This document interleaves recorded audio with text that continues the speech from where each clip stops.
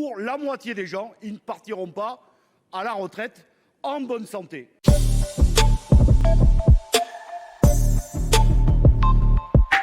Une des questions, là aussi, sur lesquelles vous n'avez pas répondu. On vient d'avoir le débat, enfin, on n'a pas eu de réponse sur le gain de productivité. On essaie de continuer à prendre argument par argument, parce que un débat, c'est ça.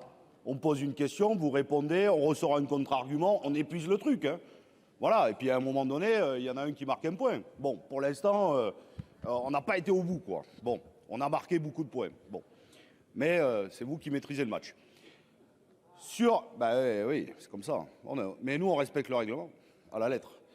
Une des questions, monsieur le rapporteur, c'est que vous allez décaler la borne de l'âge légal de 62 à 64 ans. Et donc, c'est une question, vous allez le mettre et le placer sur l'espérance de vie en bonne santé. Et une des questions sur lesquelles il faut parler, et à partir de la réalité du vécu des gens. C'est pas grave, à chaque fois qu'on parle du vécu des gens, j'entends des « Ah !» Mais on est bien là pour parler du vécu des gens.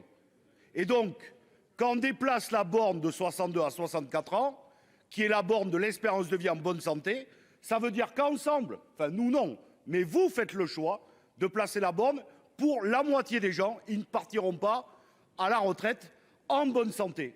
Et c'est quand même une question.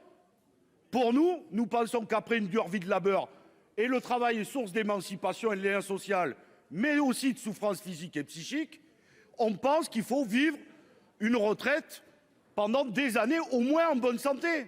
Parce que si on place la borne au moment de l'espérance de vie en bonne santé, on connaît un certain nombre de personnes, notamment de métiers, où les gens, ils ne profitent pas de la retraite. Parce qu'on ne profite pas quand on tombe malade de suite. Et qu'après, pendant 2 ans, on est entre les rendez-vous médicaux et l'hôpital. Donc il faut bien qu'on ait ce débat-là. Je vous remercie, Monsieur le Président.